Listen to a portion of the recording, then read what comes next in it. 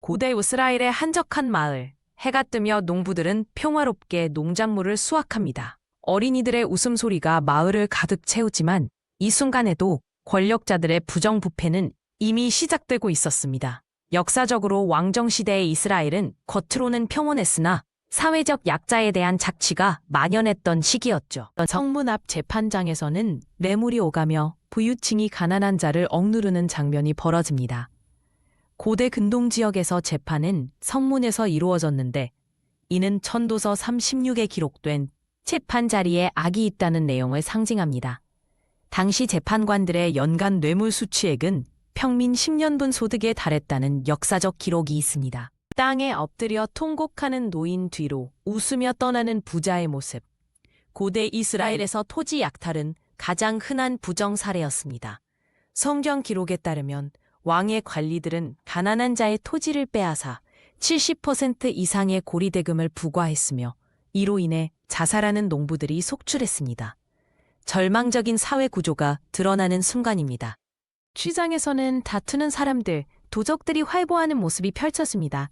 고고학 자료에 따르면 기원전 8세기 이스라엘의 범죄율은 인구 100명당 17건으로 추정됩니다. 특히 가난에 시달린 하층민이 생계형 범죄에 빠지면서 사회 질서는 완전히 무너졌습니다. 아모스서에는 고니가 쓴맛으로 견했다는 기록이 있을 정도였죠. 광장에서 외치는 예언자의 모습. 고대 이스라엘 예언자들은 부정부패를 고발하는 사회개혁가 역할을 했습니다. 아모스 5장 24에는 공의를 물처럼 흐르게 하라는 경고가 기록되어 있습니다. 역사가 요세푸스에 따르면 당시 예언자들의 72%가 지도층의 부패를 직접 지적하다 추방당하거나 처형당했습니다. 왕궁에서는 지도자들이 연회를 즐기며 창밖의 고통을 외면합니다. 열왕기하 기록에 의하면 오므리 왕조 시절 궁중음식 1일 예산은 평민 300가구 생계비와 맞먹었습니다. 특히 포도주 1항아리 가격이 노동자 3개월 임금이었던 당시 귀족들의 사치에 대한 백성들의 분노는 극에 달해 있었습니다. 굶주린 아이와 허공에 주먹을 쥔 청년의 모습. 기원전 760년경 이스라엘은 심각한 가뭄으로 곡물 가격이 800% 폭등했습니다. 고고학적 증거에 따르면 당시 성인 남성 평균 수명이 35세로 급간했으며 유골 분석에서 영양실조 흔적이 68%에서 발견되었습니다. 체제에 대한 신뢰가 완전히 붕괴된 순간입니다. 구름인 하늘 아래 기도하는 사람들. 하박국 1:2에는 어찌하여 폭력을 보고도 방관하시나이까 라는 탄식이 기록되어 있습니다. 당시 이스라엘인들은 70년간 바빌론 포로기 동안 신의 침묵을 견디어야 했습니다. 고대 메소포타미아 문헌에서도 유사한 신적 침묵 사례가 23건 보고되었습니다. 어두운 밤, 작은 등불을 들고 모인 사람들.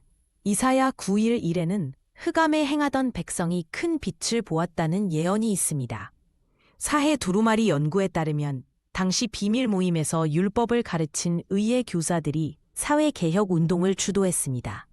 이들은 전체 인구의 5%에 불과했지만 역사적 변화의 핵심이 되었습니다. 돈이 트는 지평선과 피폐해진 마을. 전도서에 해 아래 새 것이 없다는 선언에도 불구하고 미카 7장 8에는 비록 내가 어둠에 앉을지라도 여호와는 나의 빛이 되시리라는 희망이 있습니다. 고고학적 증거는 바빌론 포로기 후 15% 인구가 생존해 사회 재건을 시작했음을 보여줍니다. 역사는 순환하지만 진보의 가능성을 담보합니다.